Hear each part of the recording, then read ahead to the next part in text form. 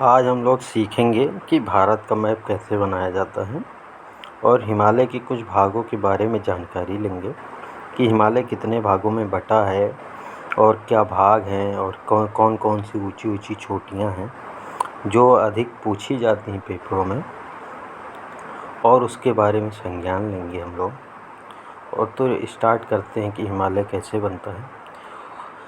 ऊपर से पहले 2 लाइनें खींचेंगे, फिर ऐसे खींचेंगे, ऐसे करेंगे, फिर ऐसे थोड़ा सा नीचे,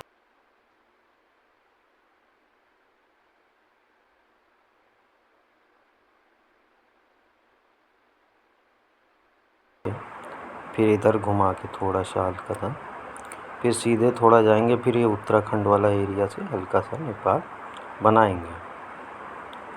नेपाल बनाने के बाद हल्का सा थोड़ा सा सिक्किम को जगह देंगे, फिर ऊपर की तरफ बढ़ते हुए भूटान बना के अरुणाचल प्रदेश की सीमा बनाते हुए सीधे मणिपुर की सीमा लेते हुए नागालैंड से मिजोरम तक खींचेंगे आराम से। फिर दिक्कत आती है यहाँ पे सब लोग को सही से देखना है, और जैसे जैसे मैं कर रहा हूँ अपना ऐसे ही बढ़िया बनाते चलो सब लोग, और अच्छे से इसकी 10 से 12 बार प्रैक्टिस कर लेना। बढ़िया से ऐसे प्रैक्टिस करते हुए देखना, बांग्लादेश में ज़्यादा ऐसे ही बनाना, ना ज़्यादा घुस जाए अंदर ना ज़्यादा बाहर हो, और ऐसे चुपचाप एकदम पेन को बिना हिलाए एक आराम से चलते हुए फिर ऊपर की तरफ जाएंगे। इसको सीधा सा हल्का एकदम सीधा रख के थोड़ा सा अंदर लेके सीधा करेंगे। फिर यहाँ पे बनाएंगे राजस्थान के बाद अपना गुजरात का इधर एरिया बनाएंगे, 2 लुक की दिल के साइड का। फिर सीधा बढ़िया सा खींच के पश्चिमी घाट का बना लेंगे। अब हम लोग जानेंगे हिमालय के बारे में कि हिमालय क्या है, कैसे बना है, कितने भागों में बटा है और क्या क्या है, कहाँ क्या है, कौन सी चोटी कहाँ पर है।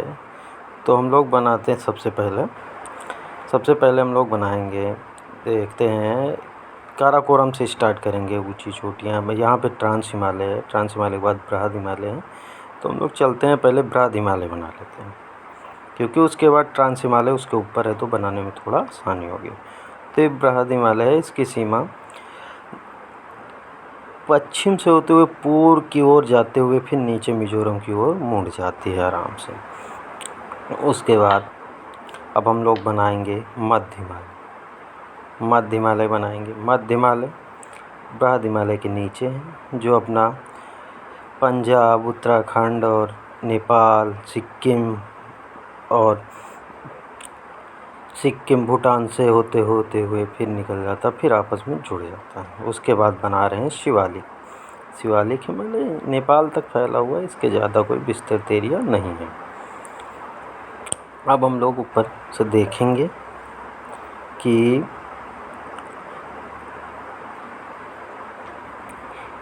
ऊपरी हिमालय मतलब काराकोरम की श्रेणियाँ, ट्रांस हिमालय में जो आते हैं जास्कर की श्रेणियाँ, लद्दाख की श्रेणियाँ, ये तीनों आती हैं ट्रांस के हिमालय में, जो बृहद हिमालय से ऊपर हैं।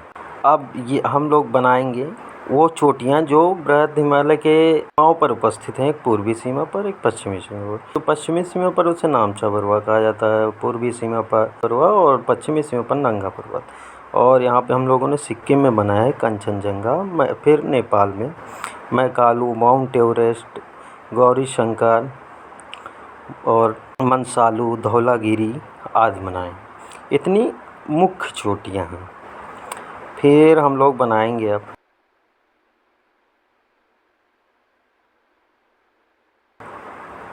आगे चल के नंदा देवी, कामेत, यहाँ पर ये उत्तराखंड की अपनी ऊंची हिमालय, बृहद हिमालय की चोटियाँ हैं जो उत्तराखंड में पाई जाती हैं।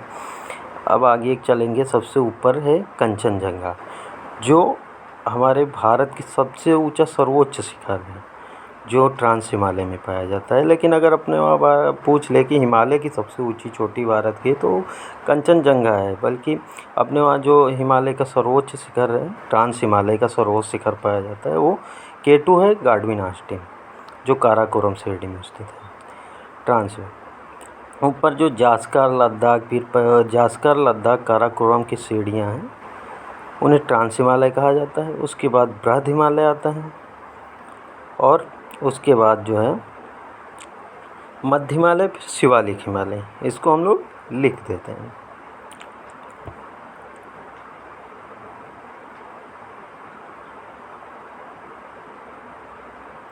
और ये माउंट एवरेस्ट, सबसे ऊंची हिमालयी चोटी, विश्व की सबसे ऊंची। और यह पूर्वी सीमा पर नामचा बरुआ हो जाएगा।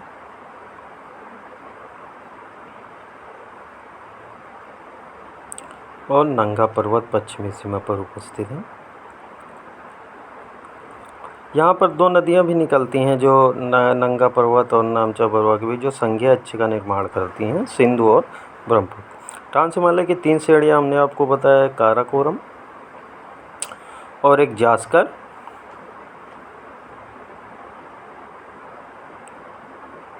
और तीसरी है लद्दाख।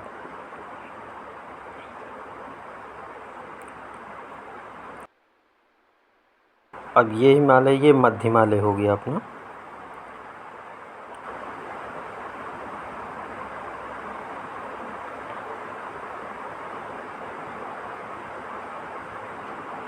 ये 2 श्रेणियों में है, एक तो है धौलीगिरी, एक पीर पंजाल। अभी आप लोगों ने पीर पंजाल का करंट चल रहा है देखा होगा, जोजिला टनल।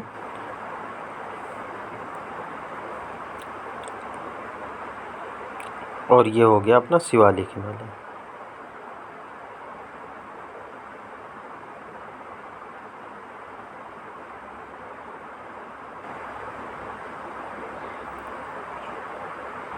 शिवालिक हिमालय के बाद हम लोग देखते हैं फिर उत्तराखंड में जो 2 चोटियाँ बनाई हैं उनका नामकरण कर लेते हैं। एक का नाम है नंदा और एक का नाम है कामेत। और ये नंगा पर्वत जो है ये पूर्वी पश्चिमी सीमा पर है, नामचा बरुआ पूर्वी सीमा पर है। यहाँ पे सिंधु और ब्रह्मपुत्र 2 नदियाँ संघीय अक्ष का निर्माण करती हैं। एक धौलीगिरी और गौरीशंकर, मनसालू, माउंट एवरेस्ट, मैकालू और कंचनजंगा, ये प्रमुख चोटियाँ हैं माउंट एवरेस्ट की। कंचनजंगा जो है अपने भारत की हिमालय की सबसे ऊंची चोटी है, जो मुख्य क्वेश्चनों में से है। और नागालैंड में नागालैंड में हिमालय को नागा हिल्स या नागा पहाड़ी के नाम से, मणिपुर में मणिपुर की पहाड़ियाँ या मणिपुर हिल्स, तथा मिजोरम में मिजो की पहाड़ियाँ या मिजो हिल के नाम से जाना जाता है इसे। ये हिमालय का ही भाग है। ये यहाँ से अपना होता हुआ अंडमान निकोबार तक फैला है।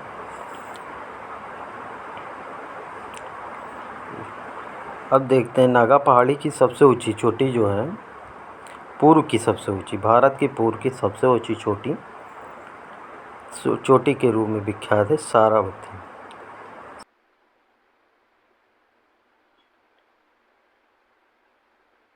सारामती चोटी, जिसकी ऊंचाई लगभग है 3868 मीटर के आसपास है।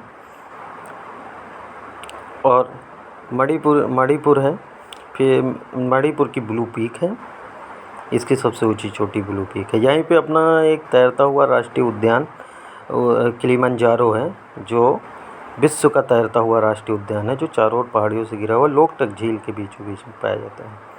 यहाँ की लोकटक झील भी बहुत प्रसिद्ध स्थल के रूप में ये बहुत प्रसिद्ध है। अब देखते हैं केटू की ऊंचाई लगभग वही 8611 के आसपास है। और हम ऊपर यहाँ लिख दे रहे हैं, अच्छा दिखाई नहीं दे रहा है, कोई बात नहीं, हम बता दे रहे हैं। यहाँ पर हम ग्लेशियर लिख रहे हैं, प्रमुख ग्लेशियर, जिसमें अपना सियाचिन ग्लेशियर, इसकी ऊंचाई लगभग 73 किलोमीटर है। और फिर बालतोरस स्पियर, इसकी ऊंचाई लगभग वही 62 या 63 किलोमीटर के आसपास है। और फिर है हिस्पर, इसकी ऊंचाई लगभग वही 58 से 52 किलोमीटर है। सॉरी, हिस्पर होगा। और फिर हम लोग आते हैं गंगोत्री ग्लेशियर, जो अपने उत्तराखंड में पाया जाता है। ये एक तीर्थ स्थल के नाम से भी प्रसिद्ध है और ये 30 किलोमीटर का है ऊंचाई का। ये तीनों ऊपर वाली श्रेणियाँ काराकोरम में, बल्कि ये हिमालय पर स्थित है, गंगोत्री अपना उत्तराखंड में। ये उत्तराखंड में है अपना।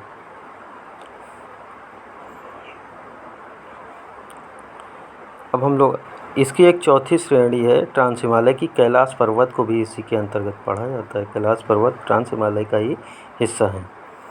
ट्रांस हिमालय का अगर निर्माण के बारे की बात करें तो इसका निर्माण जो है ट्रांस हिमालय का यहाँ दिख नहीं रहा है, हम अभी इधर लिखे दे रहे हैं, इधर लिख दें।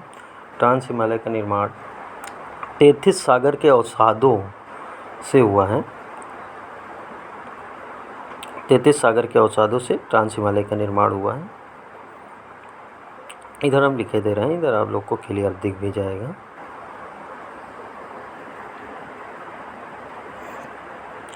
33 अवसाद, 33 सागर के अवसाद हैं, उन्हीं के द्वारा इनका निर्माण हुआ है। ट्रांस हिमालय अपने ग्लेशियरों के लिए जाना जाता है अधिकतर, क्योंकि यहाँ पर अधिक ऊंचे ग्लेशियर हैं। और सियाचिन ग्लेशियर यहाँ युद्ध के लिए सबसे ऊंचा स्थान है। यहाँ पर ये जो शिवालिक हिमालय है अपना एक कटा-पटा भाग है, यहीं से नदियाँ निकल के बाहर आती हैं और उत्तरी भाग में उत्तर गंगा यमुना के मैदान का निर्माण होता है, जो भारत के एक भौगोलिक संरचना का पहले तो निर्माण करता है, अर्थव्यवस्था का एक बहुत बड़ा भाग होता है। और यहाँ पर एक अरावली की पर्वत श्रेणी पाई जाती है राजस्थान में, जो विश्व की सबसे पुरानी श्रेणी है और एक इसकी सबसे ऊंची चोटी गुरु शिखर के नाम से जानी जाती है। यहाँ पे अरावली पर्वत की पहाड़ी हो गई, ये विश्व की सबसे पुरानी पर्वतमालाओं में से है, सबसे पुरानी पर्वतमालाओं में से है। और इसका सबसे ऊंचा शिखर है गुरु शिखर, इसकी ऊंचाई लगभग 1722 मीटर है।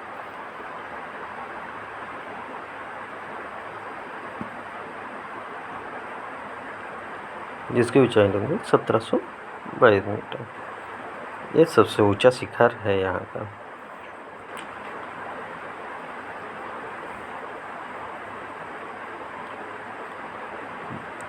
अब आप लोग इतना पढ़ चुके हैं और मैं बता चुका हूँ हिमालय का अपना भाग ख़त्म हो गया है। तो आप लोग वीडियो को ज़्यादा से ज़्यादा लाइक, शेयर और सब्सक्राइब करें। अगर पसंद आए तो इसे आगे और भी भेजें, ताकि हम आप लोगों का और ही अच्छे, इसके बाद दर्रे पढ़ाऊँगा जो यहाँ पर पाए जाते हैं वो आप लोग को मैं उपलब्ध करा दूँगा। धन्यवाद।